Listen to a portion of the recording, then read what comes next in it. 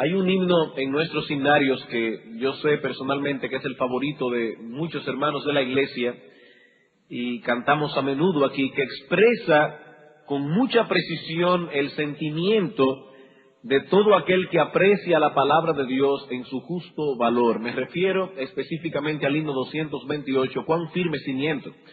Y la primera estrofa de ese himno dice: cuán firme cimiento se ha dado a la fe de Dios en su eterna palabra de amor. Y entonces el autor del himno pregunta: ¿qué más él pudiera a su libro añadir si todo a sus hijos lo ha dicho el Señor? El autor está expresando aquí en sus propias palabras lo mismo que el salmista nos dice en el Salmo 19. La ley de Jehová es perfecta, la ley de Jehová es completa. A esa revelación no podemos añadirle nada, por cuanto Dios ha dicho en ella a sus hijos todo cuanto ellos necesitan para una vida bienaventurada, aquí y en la eternidad. Ahora, supongamos por un momento, hermanos, que Dios no nos hubiese dado su revelación especial. Supongamos por un momento que Dios solamente se hubiese revelado al hombre a través de la creación, en lo que nosotros conocemos como la revelación general de Dios. A través de esa revelación nosotros conoceríamos algunas cosas de Dios. Por ejemplo, dice Romanos capítulo 1 que conoceríamos su poder y su deidad, pero muchas cosas vitales de Dios y de su voluntad nosotros las ignoraríamos. Y vivir en este mundo sin esa revelación especial sería como tratar de guiar un auto en una ciudad que no conocemos y que no tiene letreros en las calles. No sabríamos cuáles son las calles de una vía, no sabríamos cuáles son de dos vías, no sabríamos cuándo podemos avanzar y cuándo debemos detenernos. No tendríamos idea de dónde podríamos parquear el carro y de dónde no podríamos hacerlo. Sería sencillamente un caos total, un caos completo. Y eso es lo mismo que nos ocurriría si careciéramos de una revelación especial de Dios. Nuestra vida sería un verdadero caos. No sabríamos cuál camino seguir y cuál camino evitar. Y lo mismo que le ocurriría a un conductor que se encontrara en la situación que hemos descrito anteriormente, nos ocurriría a nosotros. Seguramente tendríamos accidente casi todos los días por estar transitando por vía contraria. Pero lo cierto es, hermanos, que Dios no nos ha dejado en oscuridad. A través de su palabra nosotros podemos saber con toda certeza cuál es el camino por donde debemos ir, cuáles son los caminos que debemos evitar. No existe un solo aspecto de nuestras vidas en los que necesitemos dirección que Dios no lo haya tocado en su palabra, directa o indirectamente, por precepto o por ejemplo. No existe ningún área de nuestra vida que Dios no la haya tocado en su palabra. Y es esta convicción la que nos permite venir delante de ustedes en esta mañana para estudiar lo que Dios tiene que decirnos acerca de la crianza de nuestros hijos. En este asunto no debemos ponernos a inventar, porque si lo hacemos incorrectamente no podremos intentarlo de nuevo. Padres que me escuchan en esta mañana, nosotros no podemos inventar en la crianza de nuestros hijos. Si lo hacemos mal, ya no tendremos otra oportunidad. Ya no podremos intentarlo otra vez. Y cuando nuestros hijos alcancen la edad adulta, no podremos regresarlos otra vez a la niñez para empezar de nuevo. Pero repito que Dios no nos ha dejado en oscuridad con respecto a estas cosas. Él nos ha revelado cuáles son las cosas que debemos hacer, cuáles son las cosas que debemos evitar. Él nos ha revelado cuál es la meta que debemos tratar de alcanzar. Él nos ha revelado cuál es la manera en que podemos alcanzar esa meta. Pero si nosotros ignoramos esta revelación o simplemente decidimos no hacerle caso, tarde o temprano tendremos un accidente por estar transitando en vía contraria. No se puede. Si usted toma de aquí al Cibao en vía contraria, puede ser que llegue 1 kilómetro, 2 kilómetros, hasta 3 kilómetros sin tener un accidente. Y eso con mucha suerte. Pero tarde o temprano usted tendrá un problema porque está transitando en vía contraria.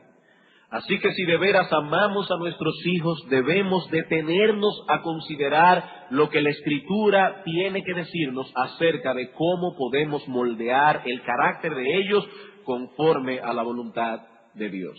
En los primeros 4 sermones nos dedicamos a colocar el fundamento sobre el cual nosotros vamos a construir todo este edificio. Este fundamento consta de 3 presuposiciones básicas. ¿Cuáles son estas 3 presuposiciones básicas o fundamentales? Primero, nuestros hijos necesitan desesperadamente ser moldeados en su carácter.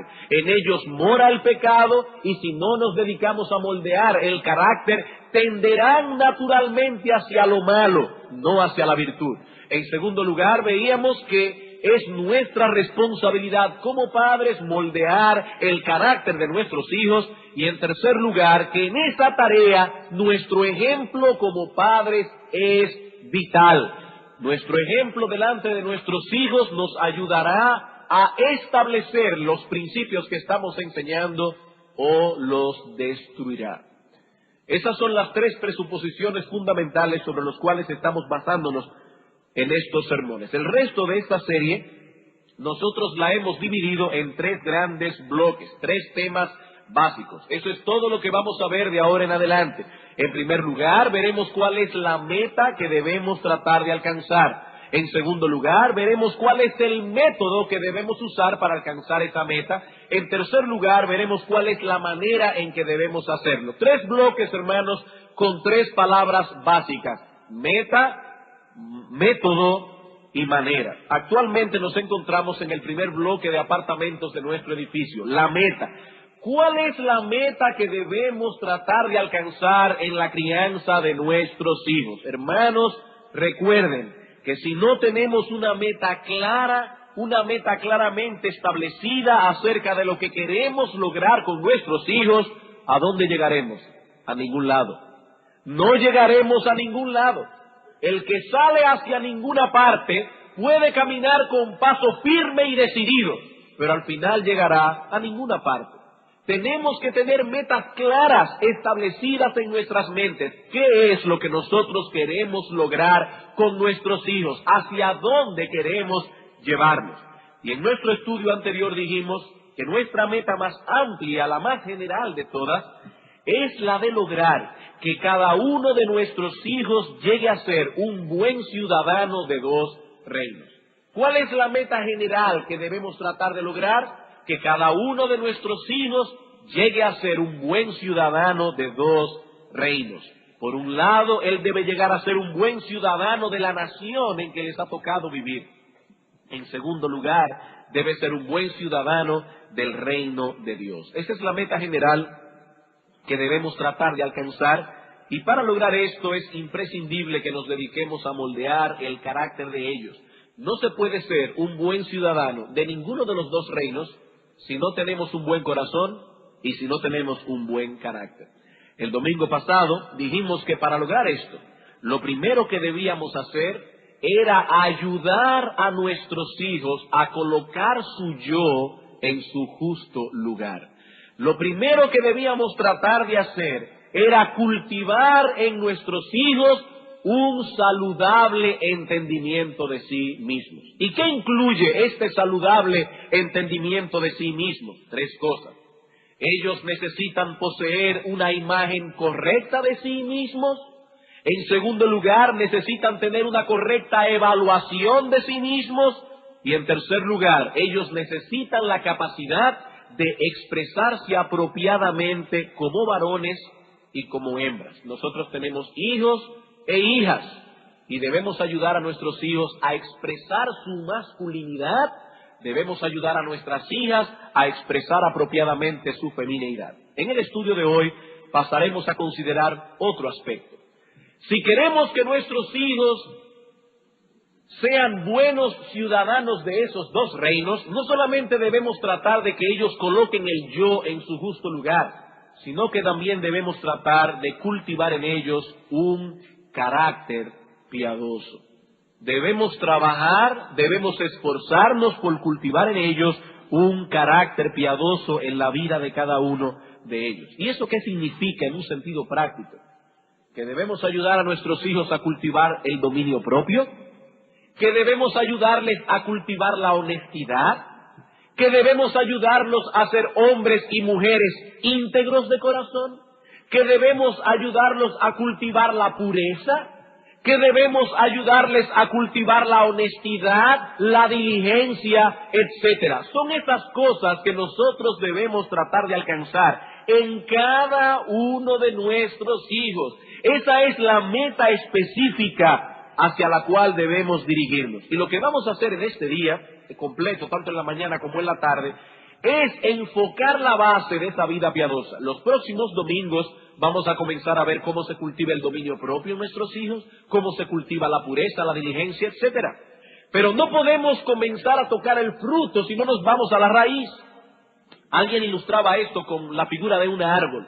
Nosotros vemos un árbol que tiene un tronco fuerte, tiene hojas y frutos saludables, y no tenemos que ser biólogos para saber que ese árbol debe tener también raíces fuertes y saludables. Un árbol no puede crecer fuerte y saludable si no posee raíces fuertes y saludables. Y eso es lo mismo que ocurre con la piedad. Si queremos que nuestros hijos puedan cultivar todas esas cosas que hemos mencionado, dominio propio, pureza, integridad, etcétera, debemos saber que ese carácter solo puede ser desarrollado en el contexto de una base sólida. Ahora bien, ¿cuál es esa base? Esa base consta de 3 elementos que encontramos en Proverbios, capítulo 1, versículos 7 al 10, que es el texto que vamos a estar estudiando todo el día de hoy. Proverbios, capítulo 1, versículos 7 al 10. Debemos recordar que el propósito central de este libro es instruir a los jóvenes en la sabiduría. Esa sabiduría que se manifiesta a través de una vida piadosa, de un patrón de conducta piadoso. Ese es el tema de Proverbios. ¿Y cuál es el consejo introductorio que da Salomón a los jóvenes para que puedan alcanzar esa sabiduría? Para que puedan alcanzar en su vida ese carácter piadoso. 3 cosas. Versículos 7 al 10. El principio de la sabiduría es el temor de Jehová. Los insensatos desprecian la sabiduría y la enseñanza. Oye, hijo mío, la instrucción de tu padre y no desprecies la dirección de tu madre, porque adorno de gracia serán a tu cabeza y collares a tu cuello. Hijo mío, si los pecadores te quisieren engañar, no consientas. En un sermón anterior nosotros vimos estos elementos, pero solo los mencionamos brevemente. Hoy vamos a desarrollarlos cada uno con más amplitud. De acuerdo con este texto, hermanos, hay 3 elementos claves que conforman la base de una vida piadosa. ¿Cuáles son esos 3 elementos? Versículo 7, el temor de Dios. Versículos 8 y 9, respecto a la autoridad y dirección paterna. Versículo 10, cuidado con las malas compañías. He ahí los 3 elementos básicos, 3 elementos indispensables sin los cuales no podremos construir una vida piadosa. Si eliminamos cualquiera de esos 3 elementos, ya no podremos avanzar en el carácter de nuestros hijos, ni en el carácter de nadie. Estos 3 elementos son indispensables para todo el mundo que quiera desarrollar la piedad. ¿Cuáles son? En primer lugar, el temor de Jehová. En segundo lugar, respeto a la autoridad y dirección paterna. Tercero, cuidado con las malas compañías. Así que niños y jóvenes que me escuchan en esta mañana, deben saber que estos 3 ingredientes son indispensables. Indispensables. No se puede avanzar donde carezca cualquiera de estos elementos. Y no solamente los niños y jóvenes deben saber esto, nosotros los padres debemos saberlo también. Y lo que vamos a hacer hoy es ver estos 3 elementos por separado. Hoy en la mañana no podremos pasar del primero y de hecho tampoco lo vamos a concluir. Vamos a ver el temor de Dios en la mañana, vamos a terminarlo esta tarde y si el Señor lo permite, vamos a ver los últimos dos elementos también esta tarde. Primer elemento entonces básico, el temor de Jehová. Versículo 7, el principio de la sabiduría, entendiendo por sabiduría ese carácter piadoso. El principio de la sabiduría es el temor de Jehová. De acuerdo con este texto, el temor de Dios es la piedra angular de la vida piadosa, el ABC de la verdadera piedad. Así como no podemos aprender a leer ignorando el abecedario, así tampoco podemos aprender la piedad sin temor de Dios. Salomón nos dice aquí que el temor de Jehová es el principio de la sabiduría.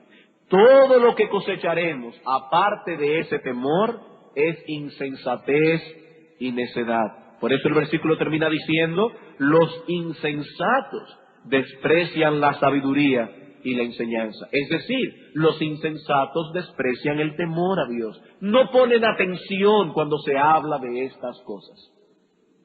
El mismo Salomón nos dice en la conclusión de Eclesiastés que temerle a Dios y guardar sus mandamientos es el todo del hombre. No es una parte importante de nuestra vida. Él no dice eso. Salomón dice temer a Dios y guardar sus mandamientos es el todo del hombre. ¿Y por qué él dice eso? Porque todo depende del temor de Dios. Todo fluye del temor de Dios. Por eso se le llama aquí el principio de la sabiduría, la fuente de donde emana la verdadera inteligencia, su parte principal, su esencia. La esencia de una vida piadosa es el temor de Dios. Ahora bien, ¿qué es ese temor de Dios? Bueno, realmente en esta mañana no tenemos el tiempo para considerar este asunto extensamente. Así que lo que vamos a hacer es limitarnos a dar una definición breve y concisa que pueda darnos una idea aproximada de lo que esa frase nos quiere transmitir. ¿Qué es el temor de Dios? Vamos a hacerlo bien sencillo. Es ese sentido de reverencia que produce el saber que estamos en la presencia de un Dios majestuoso. ¿Qué es tener temor de Dios? Es ese sentido de reverencia que produce el saber que estamos en la presencia de un Dios todopoderoso, de un Dios majestuoso. El hombre que teme a Dios no solo conoce la grandeza y la majestad de Dios, sino que vive en su presencia todo el tiempo. Temerle al Señor es reconocer que sus ojos están sobre nosotros. Eso es tan sencillo como eso. Temerle a Dios es tener la conciencia de que sus ojos están encima de nosotros en todo momento, contemplando nuestras acciones y hasta lo más íntimo de nuestros pensamientos. Levítico capítulo 19. Levítico capítulo 19, versículo 14.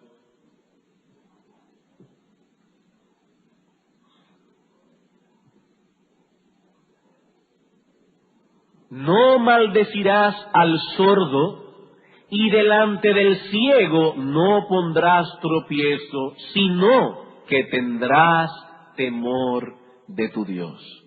¿Ven el contraste? Una persona desprovista de temor de Dios piensa que nadie lo escucha cuando maldice al sordo. Piensa que nadie lo observa, que nadie lo ve cuando pone tropiezo al ciego. Este hombre no está consciente de que los ojos de Dios están sobre él, de que no existe ningún lugar en este planeta donde podamos huir de su presencia. Eso fue lo que entendió David cuando dice en el Salmo 139, ¿a dónde me iré de tu espíritu? ¿A dónde huiré de tu presencia? Si subiere a los cielos, allí estás tú. Y si en el Seol hiciere mi estrado, he aquí, allí tú estás. Si tomare las alas del alba y habitar en el extremo del mar, aún allí me guiará tu mano y me asirá tu diestra. Hermanos, no existe un solo lugar en este planeta donde podamos huir del ojo de Dios. No existe ese lugar. Dios ve, Dios escucha, todas las cosas están desnudas y abiertas delante de Él. Y tener temor de Dios es vivir con la conciencia de esta verdad todo el tiempo. No importa dónde estemos. Niños, aunque estemos delante de nuestros padres, aunque estemos lejos de ellos, no importa dónde estemos, tener temor de Dios es saber que no podemos escapar de los ojos de Dios, que Él no solamente ve nuestras acciones, que Dios puede leer, niño, tus pensamientos. Tú que estás aquí sentado en esta mañana, Dios está leyendo tus pensamientos, Dios está viendo dentro de tu corazón. Quizás tus ojos están directamente fijos en el predicador y tu padre piensa que estás atento y tú estás pensando en otra cosa. Puedes engañar a tu padre, pero no puedes engañar a Dios. No puedes engañar a Dios. Dios te está viendo. Dios está viendo tus pensamientos. Dios puede leer dentro de ti. Eso es tener temor de Dios. Es tener la conciencia de esa verdad y vivir con esa conciencia todo el tiempo. Todo el tiempo. Pero hay algo más. Hay algo más. Tener temor de Dios es estar conscientes de que somos responsables ante ese Dios. De que somos responsables ante ese Dios. Que Él no solo es nuestro creador, sino que también algún día será nuestro juez. Que algún día compareceremos ante su presencia para rendirle cuentas de todos nuestros hechos. Ese Dios ha de juzgarnos algún día y tendremos que dar cuenta por nuestras palabras, tendremos que dar cuenta por nuestras acciones, por lo más íntimo de nuestros pensamientos, por nuestras intenciones, por todo. Somos responsables ante ese Dios. Él tiene derecho sobre nuestras vidas porque Él es Dios, porque Él es nuestro creador, porque le pertenecemos a Él. Pero no solo esto, hay algo más. Tener temor de Dios incluye también la idea de fidelidad. Tener temor de Dios incluye la idea de fidelidad a ese Dios y no a ninguna otra criatura. Eso significa que ese Dios ha de ser el objeto supremo de nuestro amor, de nuestra confianza, de nuestra obediencia, de nuestra adoración. Así que si quieren saber lo que es el temor de Dios, he ahí 3 palabras claves: presencia, responsabilidad y fidelidad. Estamos en su presencia todo el tiempo, somos responsables ante Él porque algún día nos juzgará y debemos ser fieles a Él. Él debe ser el objeto supremo de nuestro amor, de nuestra confianza, de nuestra obediencia, de nuestra adoración. Ahora bien, ¿cómo se manifiesta en una forma práctica ese temor de Dios? Porque algunas personas pueden decir, yo tengo un temor enorme de Dios. ¿Cómo se manifiesta eso en una forma práctica y tangible? Se manifiesta en un esfuerzo consciente de regular todas las áreas de nuestra vida en el marco de su voluntad revelada. Se manifiesta en un esfuerzo consciente de regular todas las áreas de nuestra vida, no solo aquellas áreas que nosotros llamamos religiosas, todas las áreas de nuestra vida. El hombre que teme a Dios tiembla ante su palabra, sabe que está delante de un documento sagrado, sabe que está delante del decreto del Dios Todopoderoso, Creador del cielo y de la tierra, soberano gobernante del universo. Por eso dice Isaías 66:2, mi mano hizo todas estas cosas, y así todas estas cosas fueron, dice Jehová, pero miraré a aquel que es pobre y humilde de espíritu y que tiembla a mi palabra. Es un hombre que toma la palabra de Dios en serio. Es un hombre que comprende que la palabra de Dios es relevante en todas las áreas de su vida. Por ello procura conscientemente en sus acciones, en su estilo de vida, en sus anhelos más profundos, en las decisiones que toma, que sean reguladas por la palabra de Dios. Eso es tener temor de Dios. Y es ese temor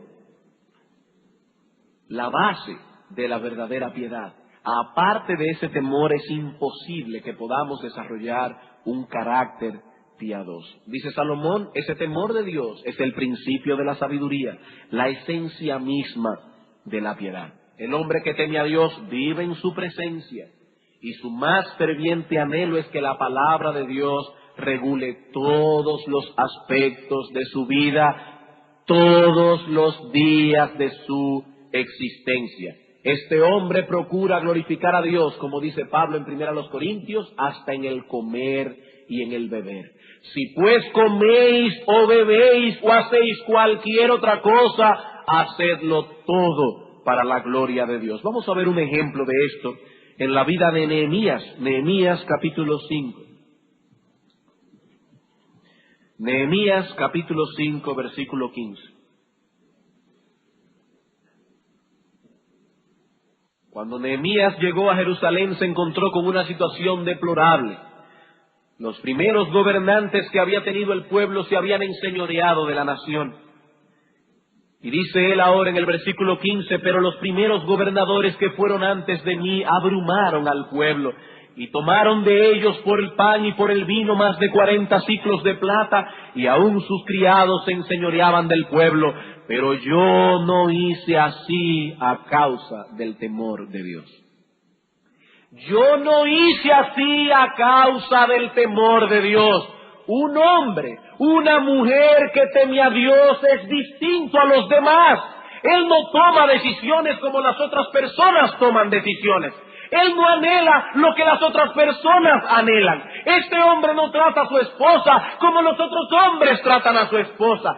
Esta mujer no trata a su marido como las otras mujeres tratan a su marido. Dice Nehemías, yo no hice así, no porque yo era más educado, no porque yo era más inteligente. Yo no hice así porque yo tenía temor de Dios. Y hermanos, eso hace una gran diferencia en la vida de un hombre, en la vida de una mujer. La religión de este hombre no se circunscribe a los domingos o al tiempo devocional. Su religiosidad se manifiesta en las tomas de decisiones, en la forma en que invierte su dinero, en la forma en que invierte su tiempo, cuando está en el trabajo, cuando está en el campo de deportes, cuando mira la televisión. Los ojos de Dios están encima de él todo el tiempo. Hermanos, eso es tener temor de Dios. Y ese temor no tiene límites, no se limita a un área de nuestra vida, no se limita a una parte de nuestro tiempo. Todo el tiempo, todo el tiempo. Eso es tener temor de Dios. Y dice Salomón, este es el fundamento de una vida piadosa. Hermano, hermana, ¿tú vives consciente de que los ojos de Dios están encima de ti? Cuando te levantas por la mañana y lees la Escritura, pero luego cuando cierras ese libro lo dejas en tu mesita de noche y sales a trabajar, ¿estás consciente de que los ojos de Dios están encima de ti? ¿En la forma en que tú inviertes tu dinero? ¿En la ropa que te compras? ¿En la ropa que te pones? Hermana, cuando vas a salir de tu casa, ¿te preguntas conscientemente si a Dios le agrada la forma en que estás vestida? Eso es tener temor de Dios. Si no lo haces conscientemente, hermana, es porque no te preocupa eso. No te preocupa. Tú te preguntas eso a menudo. En la forma en que tú inviertes tu tiempo, con los amigos con quienes te juntas, cuando estás viendo un programa de televisión, tú te preguntas eso, si Dios está agradado contigo. Eso es tener temor de Dios. Y es ese temor de Dios el que necesitan nuestros hijos para que puedan desarrollar un patrón de conducta piadoso. La pregunta que algunos padres pueden hacerse hoy es, ¿y cómo puedo yo cultivar en el corazón de mis hijos ese temor de Dios? De hecho, algunos pueden ir más lejos y preguntarse, ¿acaso pueden realmente los padres enseñar el temor de Dios a sus hijos? Y no dice la Escritura que solo el Espíritu Santo puede inculcar ese temor en el corazón del hombre. ¿Qué puedo hacer yo como padre entonces? Hermanos, yo pienso que esta pregunta tiene sentido y que esa pregunta hay que responderla. Cuando hablamos de moldear el carácter de nuestros hijos o de entrenarlos en la piedad, hay dos extremos que debemos evitar a toda costa. el fatalismo y el behaviorismo. Dos extremos que debemos evitar a toda costa: el fatalismo y el behaviorismo. Y como sé que para algunos esta palabra es nueva, no se escribe con J sino con H intercalada. Esa palabra viene de una palabra inglesa, behavior, que significa conducta. Conducta. ¿Y qué es lo que debemos evitar entonces cuando hablamos de fatalismo y de behaviorismo? En términos más sencillos, los dos extremos que debemos evitar son, por un lado, el de sobreenfatizar la obra de Dios pasando por alto la responsabilidad humana, fatalismo, o el de sobreenfatizar la responsabilidad humana pasando por alto la obra de Dios, behaviorismo. El fatalista dice lo siguiente: si Dios determinó que mi hijo sea piadoso, nada cambiará el designio de Dios, mi hijo será piadoso. Eso es lo que dice el fatalista. Y si Dios determinó lo contrario, tampoco puedo hacer nada para cambiar el futuro.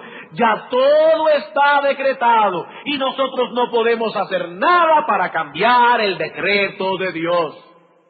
Lo que el fatalista no toma en cuenta es que Dios también ha decretado obrar a través de medios, y que por lo tanto es nuestra responsabilidad hacer un uso sabio de los medios que Dios ha diseñado para obtener los fines que deseamos. Por ejemplo, nosotros creemos que hay una elección divina desde antes de la fundación del mundo.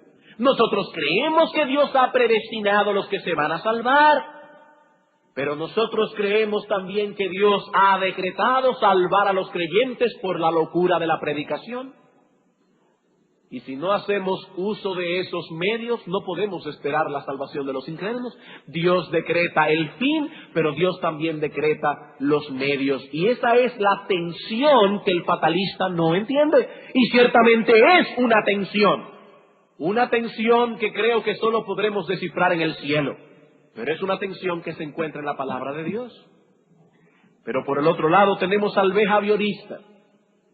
Este piensa que todo lo que necesitamos para obtener un fin es hacer uso de los medios necesarios para obtener dicho fin. Así que si queremos que nuestros hijos se comporten de esta y esta manera, lo que tenemos que hacer es entrenarlos para ello, y el entrenamiento correcto producirá el resultado correcto. ¿Cuál es el error del behaviorista?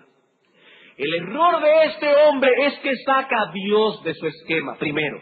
Y segundo, que piensa que el hombre es algo así como una máquina de refresco. Si le entras la moneda apropiada y le das al botón correcto, saldrá el refresco que deseas. Pero el hombre no es así. El hombre no es una máquina. Y por otro lado hay ciertas cosas que están únicamente en las manos de Dios. ¿Cuál es entonces el balance de todo esto? ¿Cuál es el punto medio? El punto medio es lo que enseña la Escritura. ¿Y qué enseña la Escritura? Por un lado nos enseña que debemos hacer un uso sabio, inteligente, responsable de los medios que Dios nos ha provisto. Pero también nos enseña que debemos hacerlo en dependencia del Espíritu Santo. El fatalista y el behaviorista dicen, no, una cosa o la otra. La Escritura dice, no, una cosa y la otra. Ambas son necesarias. Esa es la tensión de la Escritura. Debemos obrar, debemos orar. Es solo una vez de más, pero muy importante. Debemos obrar, debemos orar. Si queremos criar hijos en el temor de Dios, debemos orar fervientemente a Dios que produzca ese temor en ellos. Pero al mismo tiempo debemos obrar para crear en nuestros hogares un ambiente que sea propicio para que se fecunde ese temor. Volvamos a la pregunta ahora. ¿Y qué podemos hacer para crear ese ambiente? Hay dos cosas básicas, podríamos mencionar muchas más, pero el tiempo no nos lo permite. Vamos a mencionar dos. Una hoy, ahora en la mañana, la otra la veremos para la tarde. Dos cosas que podemos hacer. La primera es, debemos enseñar a nuestros hijos nociones correctas y nociones balanceadas acerca de Dios. ¿Qué es lo primero que debemos hacer? Debemos enseñar a nuestros hijos nociones correctas y balanceadas acerca de Dios. Noten que hemos usado dos términos aquí. No solo debemos enseñar a nuestros hijos nociones correctas acerca de Dios, sino también balanceadas. El Dios que se nos revela en la Escritura es perfecto. Todos sus atributos se encuentran en un perfecto balance. Su amor no está por encima de su santidad. Su santidad no está por encima de su justicia. Su justicia no está por encima de su amor. Nuestro Dios es un Dios balanceado. Así que no basta con enseñar parte de esa verdad, sino que tenemos que enseñar toda la verdad para poder proveer a nuestros hijos nociones balanceadas. Cuando usted le dice a su hijo que Dios es amor, usted le está enseñando una noción correcta, porque ciertamente Dios es infinitamente amoroso. Todo el ser de Dios está configurado de amor. Dios no tiene que hacer un esfuerzo para amar. Él es esencialmente amor. Pero ese amor de Dios no atenta contra su rectitud. Como decíamos hace un momento, aquí tampoco es una cosa o la otra, es una cosa y la otra. Si hacemos un sobreénfasis en el amor de Dios, podremos presentar a nuestros hijos la imagen de un Dios débil y bonachón, más digno de lástima que de temor. Hay que tener cuidado. Hay que tener cuidado, no podemos sobreenfatizar una verdad en desmedro de otra. Si sobreenfatizamos todo el tiempo el amor de Dios, estamos presentando a nuestros hijos la imagen de un Dios débil y bonachón, más digno de lástima que de temor. Pero por el otro lado, si hacemos un sobreénfasis en la rectitud de Dios, en la justicia de Dios, la imagen que estamos transmitiéndoles es la de un Dios frío e inmisericordia, un Dios implacable que nos está vigilando atentamente con un látigo en la mano. Y esa es una imagen distorsionada de Dios, porque Dios no es así. Así que nuestros hijos deben saber que ciertamente Dios es perfecto en rectitud y en justicia, pero al mismo tiempo es un Dios bueno y compasivo, que ha provisto para nosotros un plan de redención que costó la muerte de su precioso Hijo, la muerte de su Hijo en la cruz. Nuestros hijos deben saber que Dios no pasa por alto el pecado, pero que también ha provisto un manantial inagotable de perdón en Cristo, para todos aquellos que se acerquen a Él en arrepentimiento y fe. Dios ha provisto un manantial inagotable de perdón que fluye de la cruz del Calvario. Una sangre que limpia todos los pecados de aquellos que se acercan a Cristo en arrepentimiento y fe. Algunos padres cometen el error de pensar que sus hijos son muy pequeños para oír hablar de estas cosas. Sin embargo, son esos mismos padres que ponen reglas a sus niños y les pegan cuando sus niños las violan. Pero usted está diciendo que eso es incorrecto. No, por favor, nunca piensen algo así. Yo no estoy diciendo que es incorrecto ponerles reglas a los niños. Yo no estoy diciendo que es incorrecto pegarles cuando ellos violen esas reglas. Lo que deseo señalar aquí es que si tu hijo ya puede distinguir el significado de la palabra no, y en ocasiones le has pegado por haber violado ese no, ya él tiene edad suficiente para saber que la única manera de lidiar con la culpa es a través de la fe y del arrepentimiento. No te estoy diciendo que esa es la edad para que tú le leas a tu hijo la teología sistemática de Charles Koch. No, esta no es la edad. Estoy diciendo de que es la edad para comenzar a implantar en ellos la noción del perdón, la noción de la culpa, la noción de cómo lidiar bíblicamente con su pecado a través de la fe y del arrepentimiento. Hermano, cuando tú le dices no a tu hijo y cuando le pegas, ¿sabe lo que estás haciendo? Estás creando culpa en su alma. Estás produciendo en él un sentido de culpabilidad. Estás enseñándole que ha hecho lo incorrecto. Y eso no es malo. Eso no es malo. Aquí no estamos criticando que los padres hagan esto. Lo que estamos diciendo es que no debemos levantar en ellos ese sentido de culpabilidad sin llevarlos al mismo tiempo a encontrar el alivio. Hermanos, no debemos hacer eso.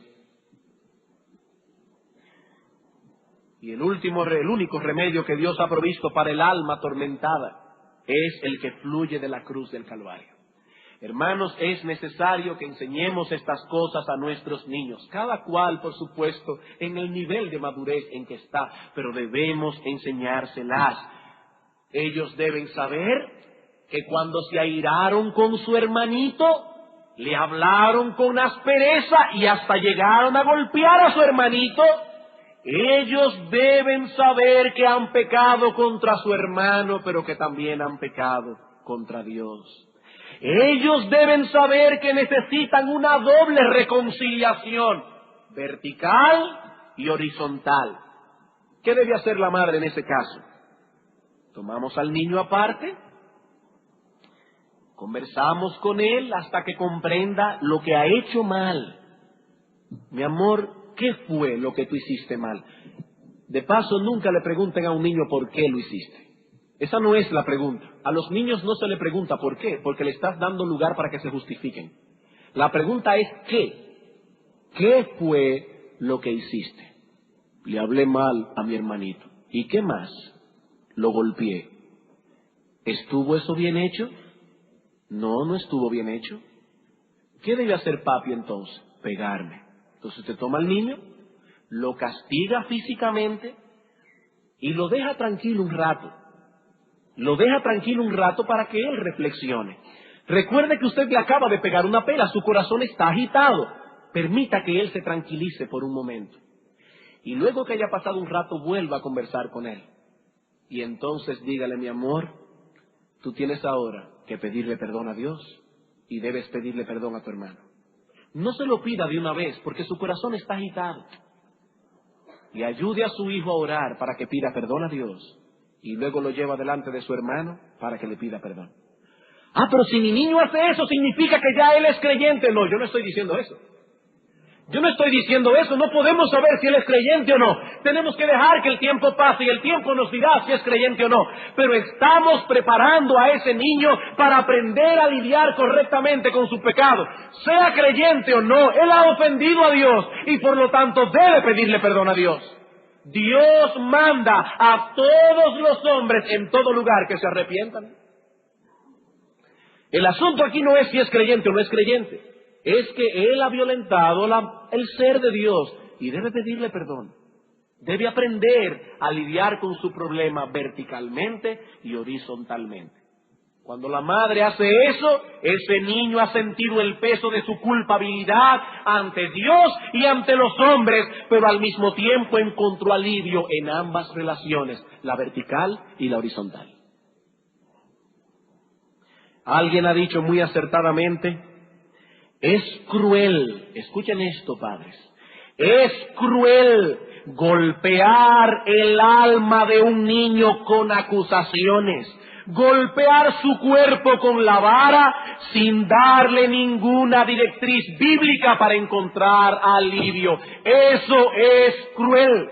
Y sigue diciendo este autor, si usted hace eso, está creando una bomba de tiempo, una bomba de culpa, y esa bomba le va a explotar un día en su cara. Hermano, si tu niño es tan grande como para que sepa lo que significa la palabra no, ya tú has creado culpa en su corazón y debes ayudarlo para que aprenda a lidiar bíblicamente con esa culpa. Debes ayudarlo. Hermanos, hay hogares donde penosamente se respira un ambiente de culpabilidad. Se respira un ambiente de culpabilidad. porque no se ha enseñado a los niños a lidiar bíblicamente con su pecado. Y cuando cometen un error a las 10 de la mañana, su madre está molesta todavía a las 4 de la tarde, se respira un ambiente de culpabilidad. Eso no es un hogar. Eso no es un hogar. La madre siempre parece estar molesta por algo. Los niños siempre sintiéndose culpables sin encontrar un alivio. Hermanos, eso es cruel. ¿Y saben lo que es peor de todo? Que esa es la imagen distorsionada que estamos enseñando a nuestros hijos acerca de quién es Dios. Un Dios que no puede ser aplacado con nada. Un Dios inmisericordia y cruel. ¿Sabe lo que pasará finalmente con esos niños? O terminan aplastados por la culpa, o terminan endurecidos en su pecado. O la culpa los aplasta y los inutiliza, o ellos crean un sistema de defensa que los lleva a endurecerse contra el pecado, endurecerse de corazón. Y pecarán con una facilidad pasmosa. Y qué difícil va a ser para un padre quebrantar un corazón así. Qué difícil. Hermanos, si de veras queremos criar a nuestros hijos en el temor de Dios, debemos esforzarnos por transmitirles nociones correctas y balanceadas acerca de Dios. Y no solo con nuestra instrucción verbal. Esa es la forma en que nos comportamos, la forma en que los corregimos. Hasta las expresiones que usamos. Hay padres que usan expresiones delante de sus hijos para referirse a Dios que no son apropiadas. El jefe. La Biblia no dice que Dios es el jefe. O la palabra papá Dios. ¿Eso no está en la Escritura? Eso no está en la Escritura y eso transmite nociones equivocadas acerca de Dios. Dios no es un diosito, Él es un Dios digno de toda reverencia, digno de toda confianza, digno de toda adoración.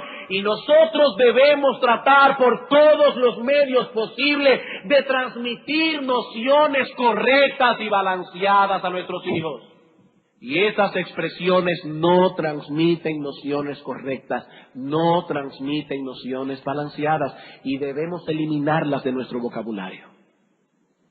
Eliminarlas de nuestro vocabulario. Bien, hermanos, no tenemos tiempo para seguir ampliando estas cosas.